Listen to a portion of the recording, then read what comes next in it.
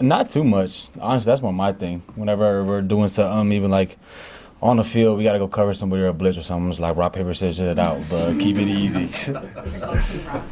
Say it again. Your go-to is rock. Come on now. Yeah, see, like, I can't say nothing. So Jalen Hurts has been criticized this season just for not being able sometimes to put up consistent yardage. That wasn't an issue for him, obviously, last week. What stands out to you about how he's playing right now?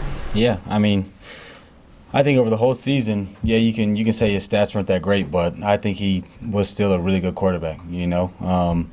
The supporting cast he has as far as O-line, running backs, receivers around him allows him to play more freely, and I think over these past few games he's really been able to trust his guys out there, you know, trusting his feet, scrambling, and also just trusting his arm and trusting his receivers.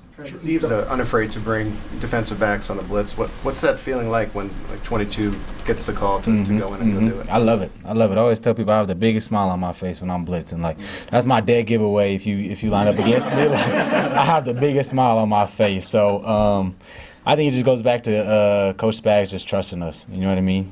When you blitz, there's some holes in the defense. Some guys may be put in awkward situations. So whenever he sends a blitz with the game on the line, you know he trusts the back end and trusts the people blitzing. Trent, you're part of the 2022 draft class that knows nothing but winning Super Bowls. You know, how much do you and George and Brian and Leo and all those guys that came in together? How much you guys sometimes think to yourselves like, yeah, this is all we know is winning? And what did you learn about the culture beforehand that made you guys carry it through to know that all you know is winning Super Bowls? Yeah, I mean, surprisingly, we don't really talk about it that much. You know, I think since it's still early on in our careers, just the day-to-day grind, just like that fight to just keep getting better and keep proving yourself is still like the main thing to us. I think last Sunday, the AFC Championship game was like the first time we all really like just took a moment with each other and hugged each other and just was like, wow, like this is an amazing moment. And then you walked right back in the locker room and you can just see the focus in guys' eyes and just understand that there's still so much left to prove. But it's been special to be a part of a group like this, coming in as rookies. I think the vets, the leaders, kind of just set the standard and the stage. You know, we came in after they lost the Cincinnati Bengals, and the emotion about it, the energy about going back and understanding how much it meant to them to lose it was huge, and that kind of just set the basis for us moving forward. Once you got the fourth down play call and saw how Buffalo was lining up, what was your confidence level that it was going to work out the way it did?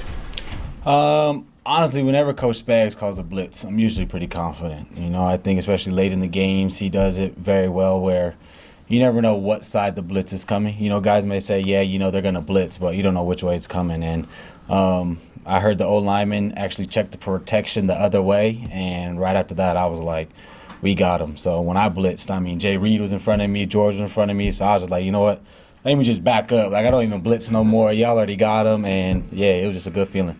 Trent, obviously the Eagles' two primary receivers are built quite differently. Yeah. What's the challenge of preparing for both of those guys simultaneously? Yeah, I mean, A.J. Brown is your big physical receiver who can really make all the catches. You know, he does the dirty work. Definitely a deep shot guy that Jalen trusts. So you got to be physical, you got to be on your P's and Q's, and you got to know what routes he likes. And then you got Devontae Smith, who, you know, is dynamic, who can stretch the field, who's fast, who won the Heisman in college. So a lot of respect to both those dudes. And I think the defensive back room just understands the challenge that we're presented with. Couple more. How much are you looking forward to face A.J. Brown after the first Super Bowl? Yeah. I remember walking off that field with mixed emotions, you know, as a whole defense. We were really excited that we won, but we still thought we didn't play our best game in that last Super Bowl. So going into this Super Bowl, there's definitely a challenge that we have to uphold, you know, and going out there and having a better showing, but also just the energy and the level of focus that we have to have. You know, we know the challenge that's in front of us. We know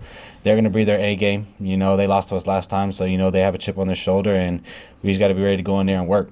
Trent, I know you said you don't really talk about it with your draft class, but you got to have buddies from back in Washington that maybe in the league or even high school guys, and they ever give you a call and be like, what the hell, man? Like, you know. Yeah. No, I've had my fair share of people looking at me and just being like, you know, how are you in this moment? Like, how does it feel? All these things. And usually it's like when I'm working out, so I'm just like, it is what it is, and kind of ignore them. But yeah, just trying to talk to people at Washington, talk to people around the league. Like, you you can't really put into words like how it feels to be a back-to-back champion or how it feels to go back to another Super Bowl. I always just tell them just watch on Sunday, and after the game I can give you a little more details about what it's like.